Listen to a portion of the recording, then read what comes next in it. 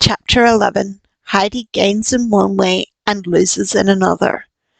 Every afternoon during her visit, the grandmother went and sat down for a few minutes beside Clara after dinner when the latter was resting, and Fräulein Rottenmeier, probably for the same reason, had disappeared inside her room.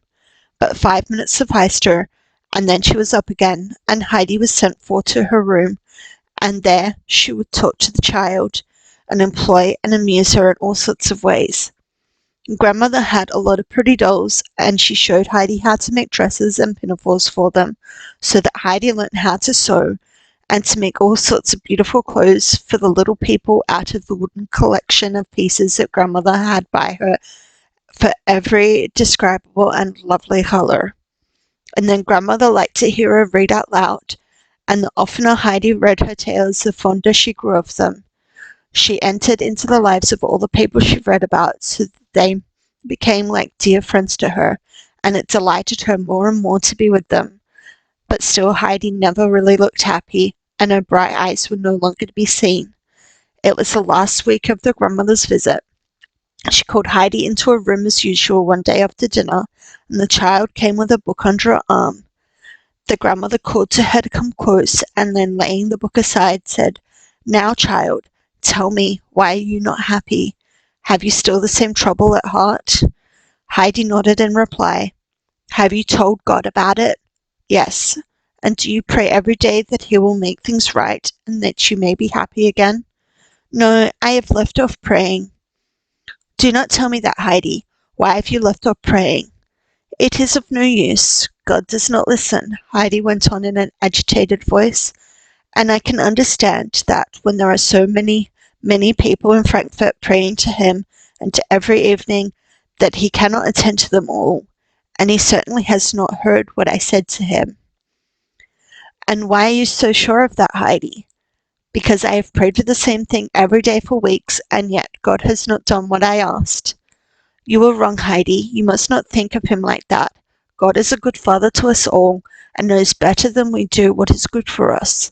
If we ask Him for something that is not good for us, He does not give it, but something better still. If only we would continue to pray earnestly and do not run away and lose our trust in Him. God did not think of what you have been praying for was good for you just now, but be sure He heard you, for He can hear and see everyone at the same time, because He is a God, and not a human being like you and me, and because He thought it was better for you not to have at once what you wanted. He said to Himself, 'Yes, Heidi shall have what she asks for, but not until the right time comes, so that she may be quite happy. If I do what she wants now, and then one day she sees it would have been better for her not to have had her own way, she will cry and say, if only God had not given me what I'd asked for, it is not so good as I expected.' And while God is watching over you and looking to see if you will trust Him and go on praying to Him every day, turn to Him for everything you want, you run away and leave off saying your prayers and forget all about Him. And when God no longer hears the voice of one He knew among those who pray to Him, He lets that person go his own way, that he may learn how foolish he is. And then this one gets into trouble and cries, 'Save me, God, for there is none other to help me.' And God says, 'Why did you go from me? I could not help you when you ran away.' And you would not like to grieve God, would you, Heidi, when He only wants to be kind to you? So will you not go and ask Him to forgive you and continue to pray and to trust Him? For you may be sure that He will make everything right and happy for you, and then you will be glad and light-hearted again." Heidi had perfect confidence in the grandmother, and every word she said sunk into her heart. "I will go at once and ask God to forgive me, and I will never forget Him again," she replied repentantly. "That is right, dear child," and anxious to cheer her, added, "Don't be unhappy, for He will do everything you wish in good time." And Heidi ran away and prayed that she might always remember God, and that He would go on thinking about her. The day came for grandmother's departure, a sad one for Clara and Heidi, but the grandmother was determined to make it as much like a holiday as possible and not let them mope, and she kept them so lively and amused that they had no time to think about their sorrow at her going until she was really drove away. Then the house seemed so silent and empty that Heidi and Clara did not know what to do with themselves, and sat during the remainder of the day like two lost children. The next day, when the hour came for Clara and Heidi to be together, the latter walked in with her book and proposed that she should go on reading aloud every afternoon to Clara, if the latter liked it. Clara agreed and thought anyhow it would be nice for that day, so Heidi began with her usual enthusiasm. But the reading did not last long, for Heidi had hardly begun a tale about her dying grandmother before she cried out, "Oh, then grandmother is dead," and burst into tears, for everything she read was so real to her that she was quite thought it was the grandmother at home who had died, and she kept on exclaiming, as her sobs increased, "She is dead, and I shall never see her again, and she never had one of those white rolls."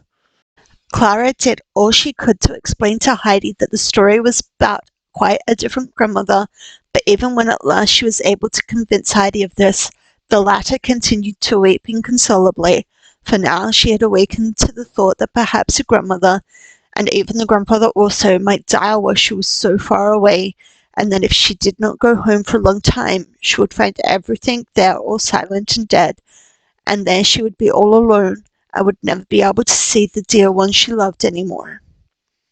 Fräulein Rottenmeier had meanwhile come into the room, and Clara explained to her what had happened. As Heidi continued her weeping, the lady, who was evidently getting impatient with her, went up to Heidi and said with decision, "Now, Adelaide, that is enough of all this causeless lamentation. I will tell you once for all, if there are any more scenes like this while you are reading, I shall take the book away from you, and shall not let you have it again." Her words had immediate effect on Heidi, who turned pale with fear. The book was one of her greatest treasure. She quickly dried her tears and swallowed her sobs as best she could, so that no further sound of them should be heard.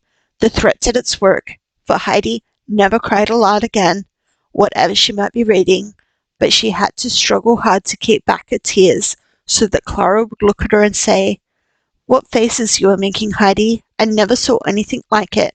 But the faces made no noise and did not offend Fräulein Rottenmeier, and Heidi, having overcome her fit of despairing misery, would go quietly on for a while, and no one perceived her sorrow. But she lost all her appetite, and looked so pale and thin that Sebastian was quite unhappy when he looked at her, and could not bear to see her refusing all her nice dishes he handed her. He would whisper to her sometimes in quite a kind fatherly manner, "Take a little, you don't know how nice it is. There, a good spoonful, now another." But it was of no use. Heidi hardly ate anything at all, and as soon as she laid her head down at night, the picture of home would rise before her eyes, and she would weep, burying her face in the pillow, that her crying might not be heard. And so many weeks passed away. Heidi did not know it was winter or summer, for the walls and windows she looked upon showed no change, and she never went beyond the house except on rare occasions when Clara was well enough to drive out, and then they only went a very little way, as Clara could not bear the movement for long, so that on those occasions they generally only saw more fine streets and large houses and crowds of people. They seldom got anywhere beyond them, and grass and flowers, fir trees and mountains were still far away. Heidi's longing for the old familiar and beautiful things grew daily stronger, so that now only to read a word that recalled them to her remembrance brought her to the verge of tears, which with difficulty she suppressed.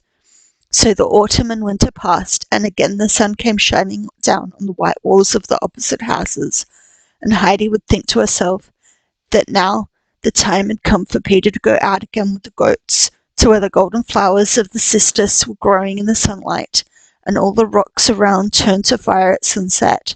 Heidi would go and sit in a corner of her lovely room, put her hands up to her eyes that she might not see the sun shining on the opposite wall, and then she would remain without moving, battling silently with her terrible homesickness until Clara sent for her again.